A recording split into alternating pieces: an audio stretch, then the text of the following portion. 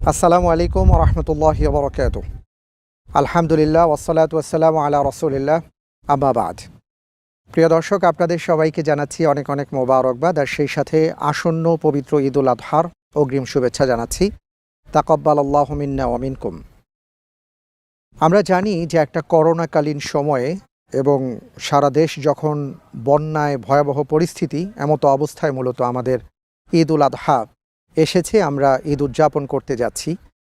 এবং এই করোনার কারণে ঈদের দিন আমরা অনেকেই হয়তো আমাদের বাসা বাড়িতে নিজেরাই নিজেদের পশুগুলোকে আমরা কোরবানি করার চেষ্টা করব ইনশাআল্লাহ তাআলা।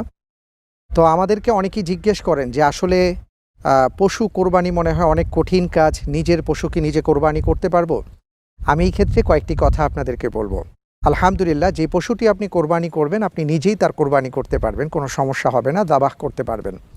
আর সেই নিয়মগুলো আমি একটু বলে দিচ্ছি। প্রথমে আমরা যেটা খেয়াল রাখবো যে একটা পশুকে আমরা যে শোয়াবো, দক্ষিণমুখী করে শোয়াবো। তার মাথাটা দক্ষিণ দিকে থাকবে আর পাগুলো পশ্চিম দিকে থাকবে। অনেক সময় দেখা যায় যে একটা পশুকে একভাবে শোয়ানো হয়, তারপর এটাকে টেনে হিঁচড়ে এটাকে দক্ষিণমুখী করা হয়। অনেক সময় তার চামড়াটা ছিলে যায়, সে কষ্ট পায়। এই কাজটি আমরা করব না, এই ব্যাপারটি আমরা খেয়াল রাখব।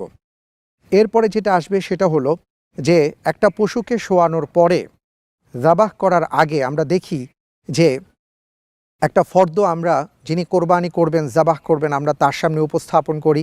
তিনি এক এক করে নাম পড়তে থাকেন। এদিকে পশুটাকে শুইয়ে রাখা হয়েছে, গলায় চাপ দিয়ে কষ্ট দেওয়া হচ্ছে। পশুটা কষ্ট পাচ্ছে আর আমরা এদিকে নামের পিছনে ছুটে যাচ্ছি। একটা বিষয় আমাদেরকে খেয়াল রাখতে হবে যে আসলে এই যে আমরা যে নাম পাঠ করছি এবং তার পিতার নাম কি সেইভাবে পাঠ করছি, এটার খুব একটা প্রয়োজন নেই। এটা কেউ কেউ মুস্তাহাব বলেছেন, তাও সেটা হচ্ছে যে কারা কারা কোরবানি করছেন এটা মাথায় থাকলেই হয়। রাসূল সাল্লাল্লাহু আলাইহি ওয়াসাল্লাম যখন কোরবানি করেছেন, আপনারা নিশ্চয়ই অনেকেই জানেন, বিদায় হজে আল্লাহর রাসূল সাল্লাল্লাহু আলাইহি ওয়াসাল্লাম নিজ হাতে ৬৩টা উট এক হাতে তিনি নহর করেছিলেন। তারপরে আলী রাদিয়াল্লাহু তাআলা আনহুর হাতে দিয়েছিলেন ছুরিটা, এবং তিনি বাকি প্রায় সব মিলিয়ে ১০০টি উট নহর করা হয়েছিল। তো সেখানে কিন্তু তিনি কারো নাম উচ্চারণ করে করে তিনি নহর করেননি। সুতরাং আমরা যেটা করব সেটা হলো, নাম তো আমাদের ভেতরে আছে, বা আমরা কয়জনের পক্ষ থেকে কোরবানি করছি এটা যিনি যাবাহ করবেন তাকে বলে দিলেই হয়। মেহেরবানি করে কোরবানির পশুকে শুইয়ে রেখে তাকে কষ্ট দিয়ে আমরা এই কাজটি কেউ করব না। নাম উচ্চারণ করে করে আমরা সময় ক্ষেপণ করব না, এদিকে আমরা খেয়াল রাখব। এবার আসছি, যিনি কোরবানিটা করবেন, যিনি যাবাহ করবেন, তিনি কিভাবে কি করবেন। এটা খুব সহজ একটা কাজ। পশুটাকে শুইয়ে দেওয়ার পরে তার কান যে আছে, দুটো কান একসাথে নিয়ে আসার পরে গলার মাঝখানে যেই জায়গাটা দেখা যায়, অর্থাৎ কণ্ঠনালীটা ভেসে উঠে, সেই কণ্ঠনালীর উপরে তিনি ছুরিটা চালাবেন এবং সেখানে তিনি যেটা করবেন, বিসমিল্লাহি আল্লাহু আকবার, এটা বললেই তার জন্য যথেষ্ট।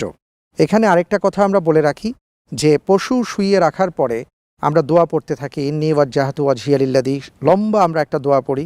অনেকে আকিকার দোয়া পড়েন। পশু কিন্তু কষ্ট পায়। আল্লাহ রাসূল সাল্লাল্লাহু আলাইহি ওয়াসাল্লাম বিসমিল্লাহি আল্লাহু আকবার এতটুক বলেছেন, এটাই আমাদের জন্য এনাফ। এবং আমরা অনেকেই দোয়া পারি না বলে কিন্তু যাবাহ করতে চাই না। সুতরাং নিশ্চয়ই আপনি বুঝতে পারছেন যে যাবাহ করাটা খুবই সহজ, শুধুমাত্র বিসমিল্লাহি আল্লাহু আকবার বলতে হবে। এটা বলে আমরা ঠিক কণ্ঠনালীতে যখন ছুরিটাকে চালাবো, এবং চালানোর পর আমাকে খেয়াল রাখতে হবে রক্তগুলো প্রবাহিত হচ্ছে কিনা, এবং যেটা মূল রগ আছে তার পাশে আরও দুটি রগ আছে, এই 3টি রগ আপনাকে কাটতে হবে, এবং কাটার পরে সেদিক থেকে রক্তটা প্রবাহিত হতে হবে। আরেকটি কথা বলি, আমরা দেখা যায় যে এই ক্ষেত্রে যিনি যাবাহ করছেন এর পাশে আরেকজন থাকেন, তিনি তাকে হেল্প করার জন্য বসে থাকেন। অর্থাৎ যাদেরকে আমরা গোশত বা চামড়া কাটার দায়িত্ব দিয়ে থাকি, তারা এসে যিনি যাবাহ করেছেন তাকে কাটতে না কাটতেই তাকে সরিয়ে দেন, এরপরে তিনি বাকি কাজ করেন। এটা আমরা কখনোই করব না। এবং যাবাহ করার পরে পশুটার প্রাণ বের না হওয়া পর্যন্ত আমরা এই পশুটাকে স্পর্শ করব না। দেখা যায় এই পশুর প্রাণটা যেন খুব দ্রুত বের হয়ে যায়, এটার জন্য অনেকে গলার মধ্যে আঘাত করতে থাকেন, হাতে পায়ের রগ ছিঁড়ে দেন। এটা কিন্তু মোটেও উচিত নয়, এটা অমানবিক একটা আচরণ। আল্লাহ রাসূল সাল্লাল্লাহু আলাইহি ওয়াসাল্লাম এই জাতীয় কর্ম থেকে আমাদেরকে নিষেধ করেছেন, গর্হিত অপরাধ এগুলো থেকে আমরা বেঁচে থাকার চেষ্টা করব। এরপরে যেটা, সেটা হচ্ছে যে কোরবানি যখন হয়ে যাবে, আল্লাহ রব্বুল আলামিনের কাছে আমরা এই বলে দোয়া করব, আল্লাহুম্মা তাকাব্বাল বিন্না, হে আল্লাহ, আমরা যে যাবাহ করলাম এই যাবাহটাকে আমাদের পক্ষ থেকে আপনি কবুল করে নিন, তাহলেই আমাদের জন্য যথেষ্ট হবে।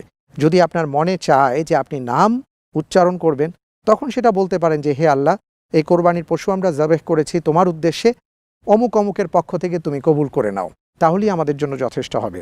প্রিয় দর্শক, এই বিষয়গুলো আমাদের জন্য অত্যন্ত গুরুত্বপূর্ণ, তাই আমি আপনাদের সাথে আলোচনা করলাম।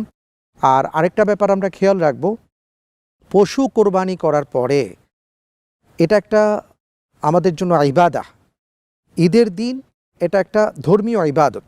সুতরাং সেই দিনটাকে আমরা ইবাদতের মতনই পালন করার চেষ্টা করব।